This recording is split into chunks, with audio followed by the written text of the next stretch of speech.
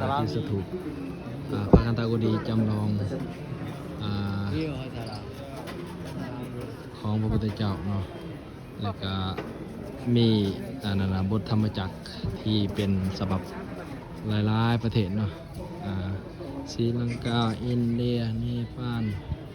บังคลาเทศศรีลังกาอย่างต่างๆเนาะแล้วก็นอกจากนั้นที่สำคัญ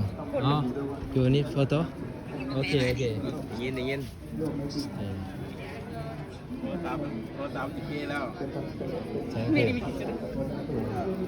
โอเคเจเบิร์กันนะทำจากสาราวัฒนสูตรติดภาษาลาว Where you from? Punjab. Punjab. India, right? Hanji. นี่คอมเมนต์ And you? I'm from Thailand. Thailand, you know Thai?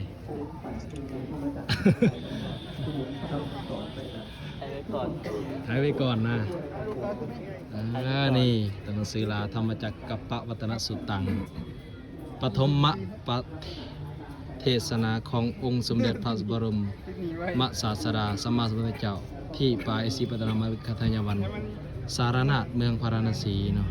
โอ้ยดีอกดีใจภาษาลาวเฮาแล้วก็ที่นี่ก็มีของหมุน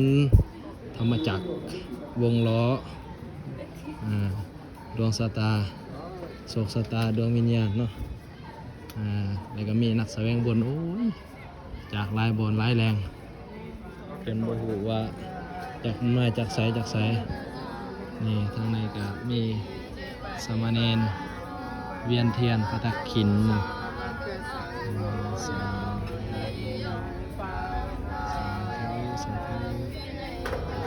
สังกะรีหน่อยสังกะรีหน่อยก็สงสัยจะได้บวชเป็นเนรมั้งสาธุเห็นก็ดีอกดีใจโอ้ยหน่อยนักไม่สิได้เห็นมีพระสงฆ์สามเณรหน่อยที่เมืองนอกว่าซั่นซะอยู่ต่างประเทศโดยเฉพาะอินเดียเนปาลสิหายากเนาะแต่ว่าได้มาเห็นแล้วก็โอ้ยดีอกดีใจเนี่ยญาติโยมเลยเป็นบุญวาสนาจังหวัดเฮานี่ก็บนได้มีโรงเรียนก็มีแน่เนาะสามเณรแต่บนใด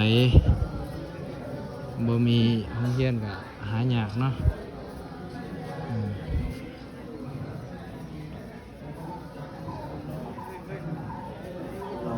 นักแสดงบนเนาะจาก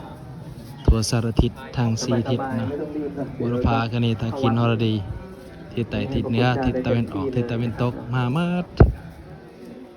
ทั้งหมดบอกมี13ภาษาภาษาไทยมีไหมมีครับมีนะโอ้ถ้าขาดภาษาไทยเราร้องไห้เลย